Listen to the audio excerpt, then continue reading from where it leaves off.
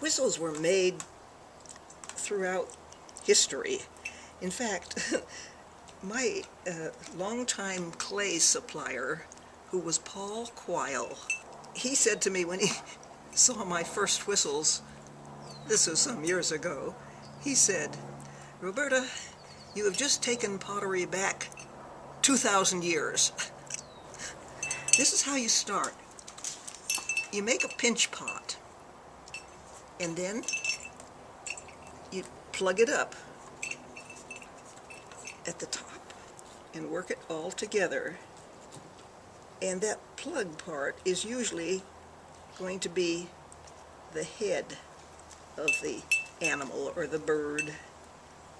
And this is how you'd begin the whistle, with a hollow part and a solid plug in it. And then the idea is to put a hole through the solid part and have it come out just where the hollow part begins. And you can use just a nail, or you can use a fettling knife, or whatever you have, or a chopstick, to puncture it. You puncture it right where you think the solid part ends. You puncture into this hollow part. And that's going to be the hole where the air comes out. And then you take something a little smaller, like, well, a fettling knife is very good for it, but I don't happen to have one right here now, but I'll show you with a nail. If I can find a nail. Here's a nail. You make a hole through the solid part that will come out right under your hole. And you hope you can do that. And, whoops, sometimes people take two chopsticks, one to poke the hole with and one for it to meet up with when it comes out here. And theoretically, if you've got the right angle on it, well, that isn't whistling yet, but it will. It'll whistle if you get the air to come out right at the edge of the hole. The air has to sort of split on this edge in order for it to whistle. Not quite there. Some animals, you just don't want to put a hole in their head. In that case, I usually put a hat on them, because I don't mind making a hole through a hat. But very often, I try to make the hole come through their mouth, and that works very nicely sometimes. If you have a nice, skinny fettling knife, it's good for making that mouth. Look at these finished ones. Let's see what we got here. These came out of the fire, but I haven't really polished them yet. You rub them while they're drying. You rub them with the back of a spoon or a little smooth stone, and that gives them a nice shine. And then after they're fired, you dust them off good and rub a little wax on them. Let's see how he works.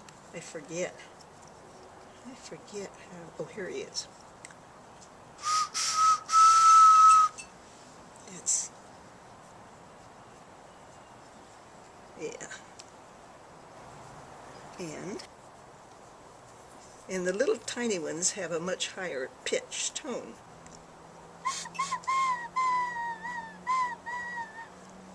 That's this little baby one. Feel free to blow them. I don't think that you... That was the fish. Yeah.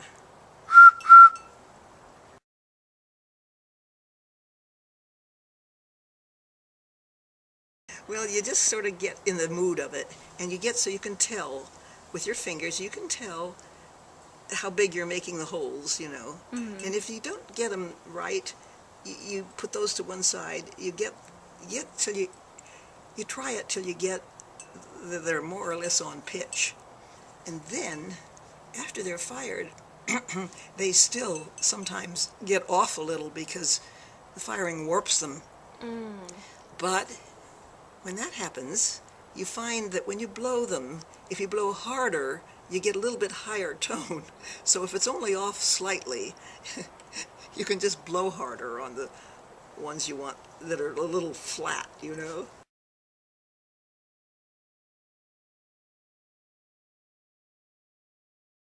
Because when things are fired low fire, they can break more easily. In some ways they have a nicer tone because the clay vibrates more when it's softer.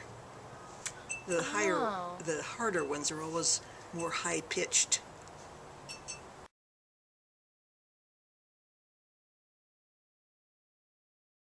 Well, I like throwing and making all sorts of pots and sculptures that way, but it's also fun. It's also fun to make whistles, little tiny sculptures I call them, because I've used them a lot in teaching both children and adults. They can make them and they can fire them at home. If they don't have a kiln, they can just fire them in their barbecue or their fireplace. And to do that, we use a low fire red clay, and that will mature if it's fired for a few hours in the fireplace.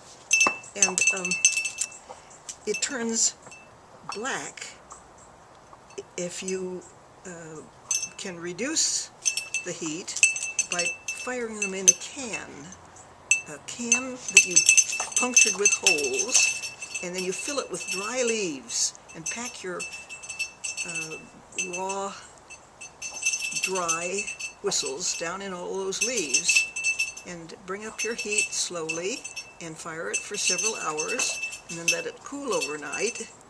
In the morning it's such fun to pull out these warm little sculptures and dust them off, and they are transformed into little black shapes. And there's the big can that's full of leaves and full of holes too, so that the air gets through.